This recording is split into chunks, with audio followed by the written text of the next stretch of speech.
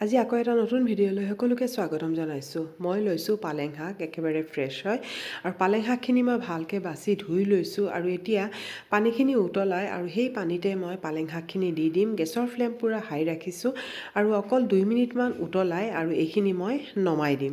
এই ধৰণে 2 মিনিটমান উতলাই পেলাই নমাই দিম। এয়া চাওক, এইখিনি হৈ গৈছে আৰু এতিয়া নমাই লগে লগে আকৌ ঠাণ্ডা পানীত থৈ দিম আৰু ফ্ৰিজৰ পানীটো থ'ব পাৰে বা এনেই এতিয়াতো ঠাণ্ডাৰ দিন হয়, পানীটো এনেই ঠাণ্ডা থাকে, ইয়াতো থ'ব পাৰে। তেতিয়া তাৰ কুকিং প্ৰচেছটো বন্ধ হৈ যাব আৰু কালাৰটো কিন্তু তেনেকুৱাই থাকিব, মানে গ্ৰীণ হৈ থাকিব।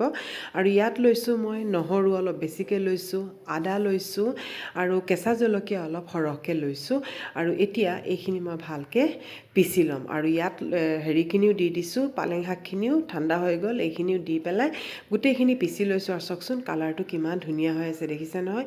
এই ধৰণে কৰিলে কালাৰটো ধুনীয়া হৈ যায়। আৰু এতিয়া আজি মই এটা খুব হেল্ডিভাৱে পোলাওটো বনাবলৈ লৈছোঁ আৰু এতিয়া মই মিঠাতেল দিয়ে বনাম পোলাওটো। আৰু ইয়াত মই লৈছোঁ দালচিনি, লং, ইলাচি, মানে গোটেই হেৰিখিনি লৈ লৈছোঁ, গৰম মছলা তেলত দি পেলাই এতিয়া পিঁয়াজ দি দিছোঁ। পিঁয়াজ মই ইমান বেছিও দিয়া নাই, অলপ কমকৈয়ে দিছোঁ। আৰু ইয়াত লৈছোঁ মই জিৰা, ধনিয়া, জালুকৰ গুড়ি আৰু হালধি দি পেলাই আৰু এই পেষ্টখিনি মই দি দিছোঁ, গোটেইখিনি পেষ্ট দি দিছোঁ। ইয়াত আদা নহৰু গোটেইখিনি শাক আৰু গোটেইখিনি পেষ্ট আছে, এইখিনি মই দি দিছোঁ। আৰু এতিয়া মই গেছৰ ফ্লেমটো অলপ বঢ়াই এইখিনি অলপ লৰাই ল'ম। তেতিয়া তাৰ যদিও অলপ কেঁচা গোন্ধটো নাথাকেই, কিন্তু তেতিয়া অলপ মানে হেৰি কৰি ল'ম, মানে অলপ ভাজি ল'ম আৰু তাত মই তেজপাতখিনিও দি দিছোঁ। আৰু এতিয়া মই এঘণ্টামানৰ কাৰণে বাচমতি ৰাইচখিনি তিয়াই থৈ দিছিলোঁ আৰু এই চাউলখিনিও মই ইয়াত দি দিছোঁ আৰু এতিয়া মই নিমখ দি লৈছোঁ আৰু দি পেলাই এইখিনি খুব ভালকৈ মই এতিয়া মিক্স কৰি ল'ম। আৰু চাওকচোন ইমান আৰু হেল্ডিও হয়, খাবলৈ কিন্তু বহুতেই সোৱাদ হৈছিলে। এবাৰ এই ধৰণে বনাই চাবচোন, খুবেই সোৱাদ লগা হয়, খুব টেষ্টি হয়।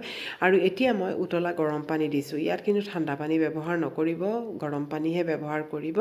আৰু গৰম পানীখিনি দি পেলাই এটা উতল অহালৈকে মই হেৰি কৰি ল'ম, এইখিনি পূৰা ভালকৈ মই মিক্স কৰি ল'লোঁ। আৰু এতিয়া এয়া চাওক, এইখিনি খুব ধুনীয়াকৈ এটা কালাৰ আহি গৈছে। তাৰপিছতো আৰু হেৰি হ'ব, ধুনীয়া এটা কালাৰ আহে। আৰু চাউলখিনি এতিয়া যেতিয়া পানী হেৰি হৈ গ'ল, তেতিয়া ইয়াত ধনিয়া পাত ছিজন হয়, সেইকাৰণে ধনিয়া পাত দি দিছোঁ।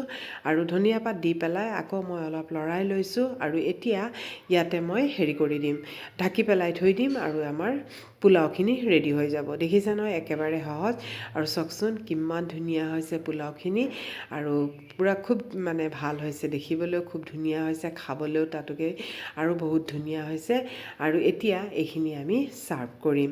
আৰু এতিয়া মই লৈছোঁ এখন প্লেট আৰু ইয়াত মই পোলাওখিনি লৈ লৈছোঁ আৰু খুব মানে হেৰি হৈছে, মইষ্ট হৈছে পোলাওখিনি।